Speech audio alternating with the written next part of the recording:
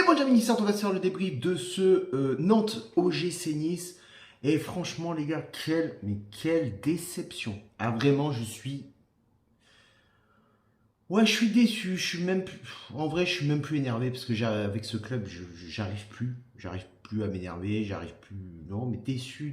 Pas tant sur le contenu de jeu, mais plutôt sur le tableau d'affichage au retour des vestiaires. Parce que franchement, les gars, c'est juste pas normal. euh, de rentrer au vestiaire avec un 0-0, tant la différence de niveau était large sur cette première mi-temps. Je ne parle pas de la deuxième. Différence large aussi sur les occasions obtenues, qui étaient aussi énormes. Et surtout, tu vois un Nantes d'une faiblesse, mais affligeante.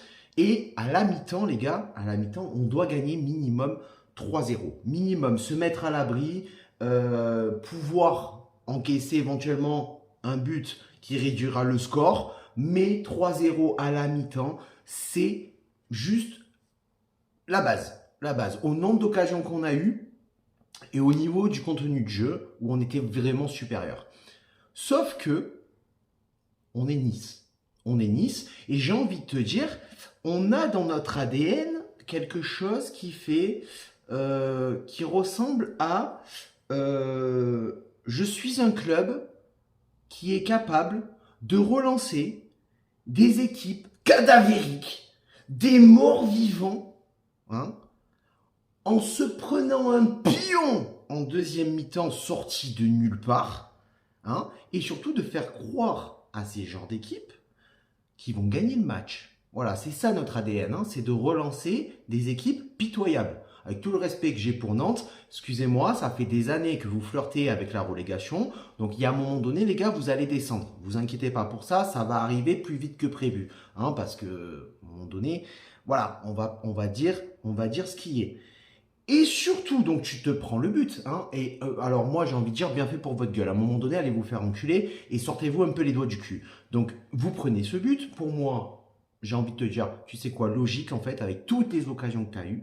Et derrière, tu as un Evan Guessant qui a été chaud bouillant. Chaud bouillant sur la première mi-temps, vraiment. D'habitude, je le casse, je le fracasse, tout ce que tu veux. Mais là, il faut dire qu'il a été très bon. Alors, encore quelques, on va dire, faiblesses techniques, hein, mais il a fait un bon match. Tu as un Evan Guessant qui va être capable de marquer dans la position la plus compliquée du match, hein, et surtout de marquer sur son mauvais pied. Avec un angle plutôt fermé, un défenseur devant lui, vision qui n'est pas nette, et en plus de ça, mauvais pied. Et le mec, il va égaliser à ce moment-là. Et sur toutes les occasions beaucoup plus simples qu'il a eues, que ce soit lui, que ce soit Boga, que ce soit Adli, n'a pas été capable de marquer. Surtout que c'était cadré. C'était cadré. Hein, donc, Evan Guessant bouillant sur le début du match, mais ça veut pas. Ça veut pas à croire vraiment que, en fait, si le réalisme niçois est à 100% sur un match, je pense que toutes leurs daronnes deviennent chauves jusqu'à la fin de leur vie. Hein, voilà. Parce que, à un moment donné, quand tu as Guessant, Boga, Adli qui vendangent à mort, c'est ouf quand même. Alors, petit point positif, j'ai envie de te dire, dans ce match, malgré tout, même si encore on va nourrir des regrets, même si encore, on va dire, ce match, on aurait dû le gagner, ce match, on n'aurait pas dû faire match nul, ça fait beaucoup de matchs, on a de regrets, je dirais à peu près 3 ou 4 depuis le début de saison, petit point positif quand même, on avait une équipe plutôt remaniée, niveau défensif notamment, et on a encore un Alban Lafont qui sort le match de sa vie contre nous. Alors, à un moment donné, il va peut-être falloir m'expliquer pourquoi toujours nous. Pourquoi le match de sa vie, il le sort toujours contre nous. À un moment donné, mec, tu as 17 équipes différentes dans le championnat. Change. Chaque année, choisis un autre club, tu vois, parce que sortir... Pourquoi nous? Pourquoi chaque fois c'est nous? Il te sort des arrêts intergalactiques, le mec. C'est incroyable. Mais j'ai envie de te dire aussi, malgré une équipe remaniée, malgré un Allemand Lafont qui sort le match de sa vie, tu dois rentrer au vestiaire avec un minimum de 3-0. Pour moi, c'est juste logique. C'est logique. Hein. Alors, on a bien vu que dominer n'est pas gagné, mais avec l'OGC Nice, c'est plutôt dominer n'est pas marqué. Parce que, alors, le problème, c'est qu'on domine, on domine, on domine, mais voilà, on n'a rien. On a des temps forts.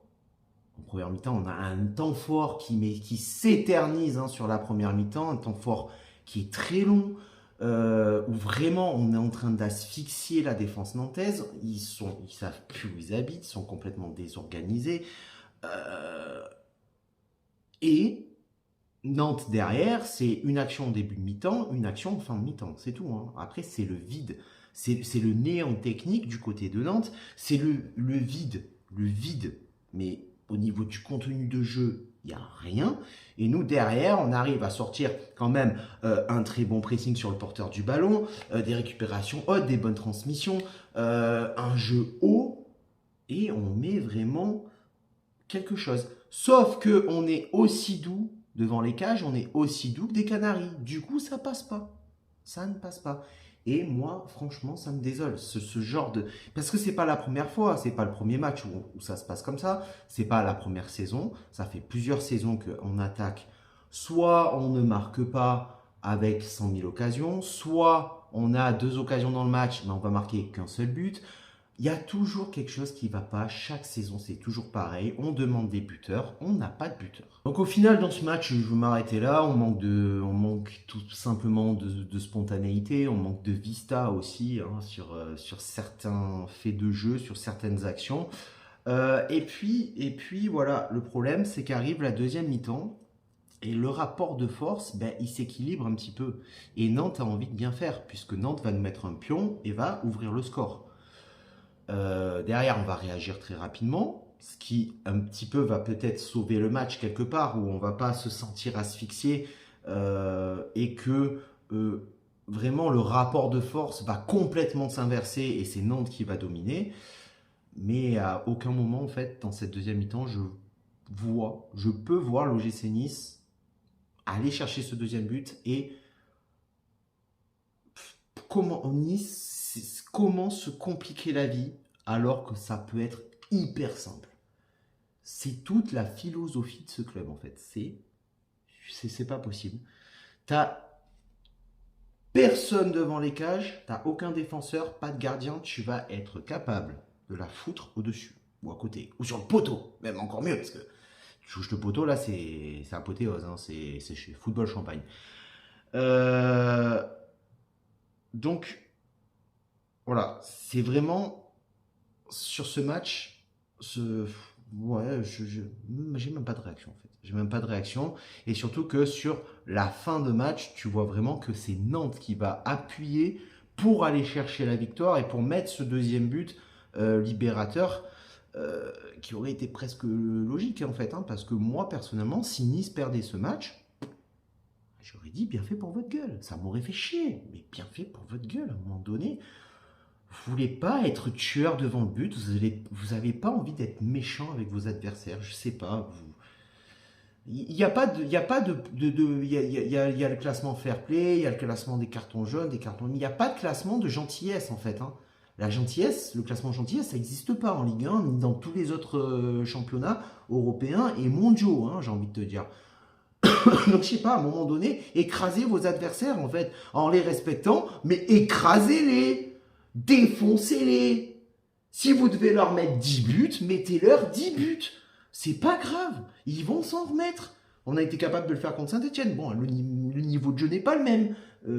Encore une fois, j'ai envie de te dire, ils n'ont pas le niveau Ligue 1, mais bon, on n'a pas le niveau de Nantes non plus, quoi, ce soir, j'ai envie de te dire. C'est pas. Enfin, heureusement qu'on a réagi.